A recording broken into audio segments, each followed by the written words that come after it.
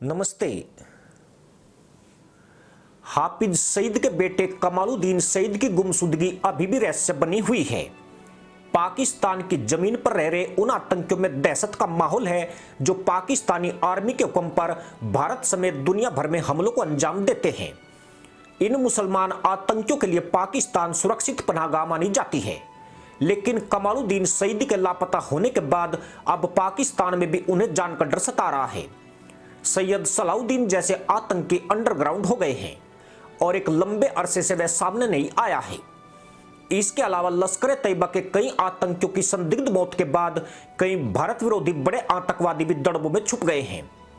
20 फरवरी 2023 को बशीर अहमद पीर उर्फ इम्तियाज की रहस्यमय हत्या, उसके ठीक 4 दिन बाद 26 फरवरी को सैयद खालिद रजा का गेम ओवर, 4 मार्च को सैयद नूर का खात्मा, 14 जून को ब्रिटेन में खालिस्तानी आतंकी अवतार सिंह खांडा का मर्डर, 22 फरवरी को एजाज अहमद का खात्मा, 6 मई को परमजीत सिंह पजवाड़ की हत्या, जून महीने में हरदीप सिंह निज्जर का मर्डर, मोहम्मद रियाज उर्फ अबू कासिम कश्मीरी के अलावा जहूर मिस्त्री की भी संदिग्ध परिस्थितियों में हत्या की गई।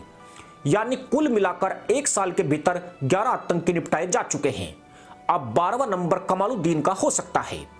इन सभी आतंकियों में एक कॉमन बात यही है कि ये सभी भारत के मोस्ट वांटेड थे और भारत की एजेंसियां इनकी तलाश में जुटी हुई थी।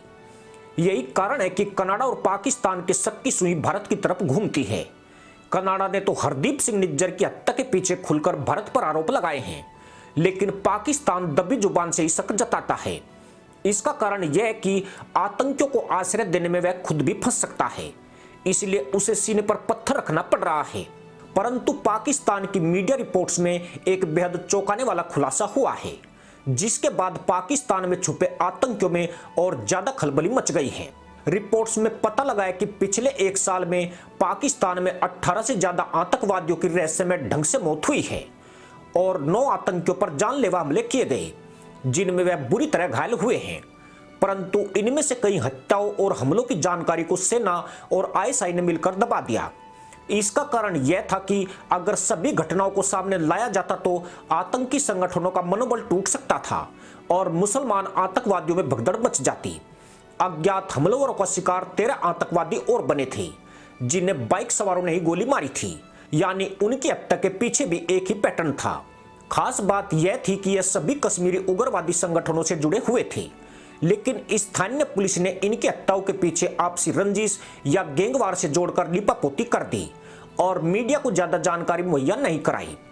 जिन 9 मुसलमान दहशतगर्दों पर हमले हुए, उन सभी का इलाज भी सेना अस्पताल में हुआ था। हमले की वजह, हमला किसने किया, इसकी जानकारी भी मीडिया तक नहीं पहुंचने दी। यहां तक कि स्थानीय पुलिस स्टेशन में एफआईआर तक दर्ज नहीं की गई। खास बात यह थी कि पाकिस्तान में आतंकियों को मौत के घाट उतारने वाला कभी नहीं पकड़ा जा सका और न ही आज तक एक भी हमलावर गिरफ्तार हुआ। जिन 13 आतंकवादियों की हत्या की गई, उनमें से अधिकतर को पाक अधिकृत कश्मीर, लाहौर, फैसलाबाद, पेशावर, रावलपिंडी, कराची, हैदराबाद में मारा गया।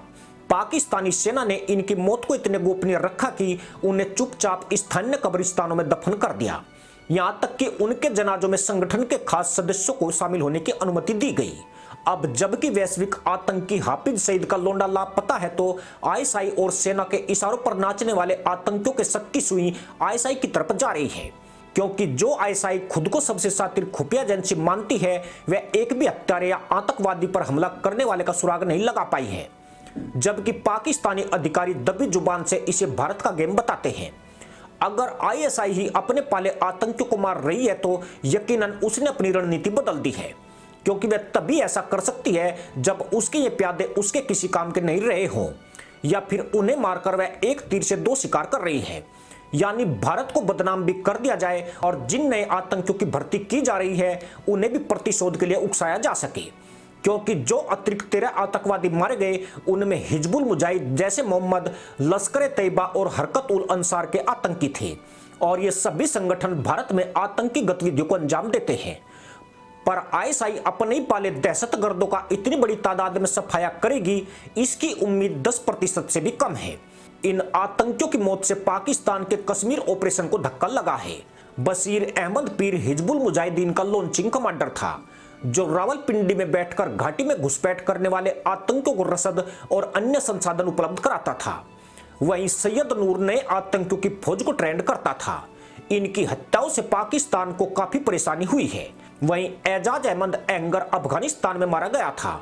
यानी आतंकियों की रहस्यमय हत्याओं का सिलसिला अपने पीछे कोई भी सबूत नहीं छोड़ रहा है, परंतु इनकी मौत से भारत को जरूर फायदा हुआ है और इससे थोड़ा सा सिर दर्द भी कम हुआ है, क्योंकि मरने वाले तमाम खालिस्तानी और मुसलमान दहशतगर्द भारत के लिए गंभीर खतरा थे। इसी के साथ अनुमति दोस्तों, जय हिंद, वंदे मातरम।